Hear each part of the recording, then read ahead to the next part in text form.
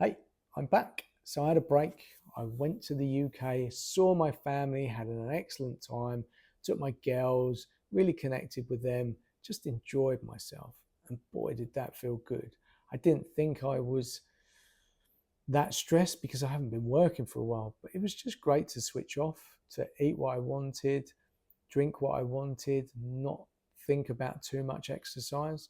And yeah, just kind of switch my brain off and enjoy the moment, enjoy that connection with my family. We went away for 4 nights and it was brilliant, really, really great, and just what I needed.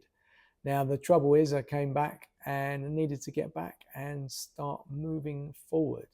Now, I'm not typically the type of person that likes to make decisions and takes ownership for doing things. So that's about kicking my own butt into gear.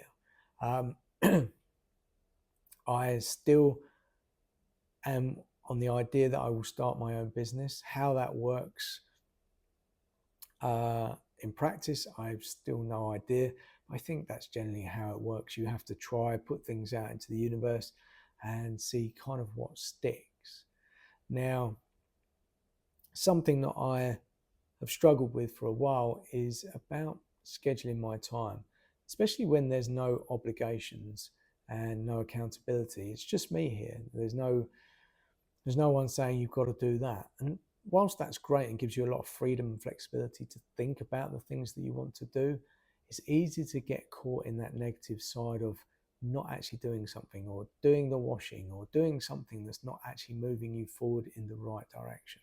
So I've come across this guy, uh, Ryder Carroll, and he is known for the bullet journal method. So I don't know if any of you guys have ever done this, but it came up on my YouTube shorts. So there is something positive that comes from YouTube shorts, not just wasting your time. And he basically came up with this way of journaling.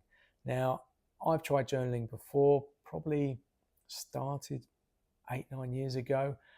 Stuck with it for about a year and a half. I was quite unstructured. It felt like a bit of a brain vomit at the end of the day sometimes.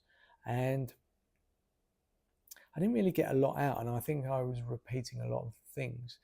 And it just felt a way to get out of my head before I went to bed. It felt more like an obligation than a help.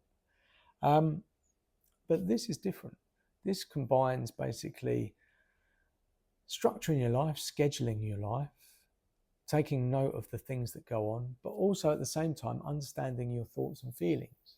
Now, I'm one of those people that probably overthinks things too much. Um, and I do understand myself quite well, but I do have these random thoughts and things pop up, and I never really take note of them. And I do try and reflect, but having that in a journal and having it down on paper will give me a way to reflect and understand myself. And the whole point of having this journal is to set an intention for certain goals that you want. Now, I'm looking to start the journal in the next couple of days, but I've already been doing some of the pre-work and reading the book that gives you the ceremonies and the idea of how things work. So I'm interested to see it because it's going to overlay a lot of stuff that's going on in my mind, also help me schedule things and prioritize work, and hopefully get towards a way of moving forward in the right direction. So I'm pinning a lot of hopes on it. I'll let you know how it goes. But the other side of that, I've already started scheduling my week. Now, I've been doing this. It's quite simple on a Sunday. It takes me 10, 15 minutes. I write down the days of the week, the hours of the day. I only start at 5 o'clock, not that I wake up at 5 and finish at 12. Again, I'm in bed way before then. But essentially, I put blocks of time in, and assign those to certain tasks or certain things. So when I'm with the kids in the morning, then I block that time. There's no necessarily stuff that I can do. It's just a block of time.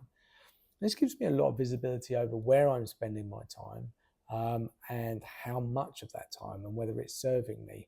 And then because I've got those big blocks of time, then if little things come in, I can slot those in or find a space. And you need to be quite regimented.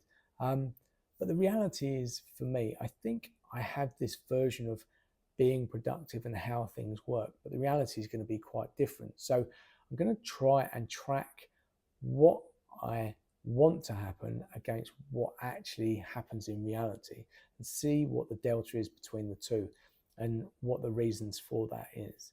I also had this tendency to overshoot for things. So I will block a time for doing a new LinkedIn course for like 2 hours.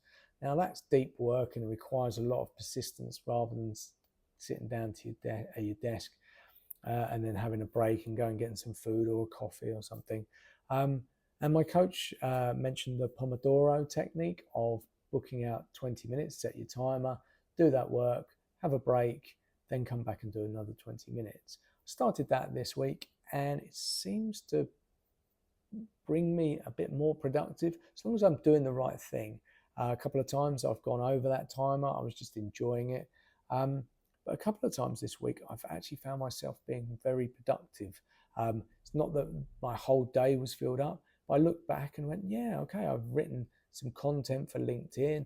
I've ticked off a couple of tasks. So I think combining these things, setting a schedule, setting an intention, and just being careful with my time, but also with all of this, being relaxed and building in some slack into the system and just saying, okay, look, this is my time to unwind and seeing how that goes. So I'm excited. Again, I'm pinning a lot of hopes on it. I don't know where it's going to take me, but I will keep you updated. That's it from me this week. Thank you very much for spending the time. And yeah, if you've got any comments, please stick them down below. I'd happy to answer anything you might have. Okay, see you next week.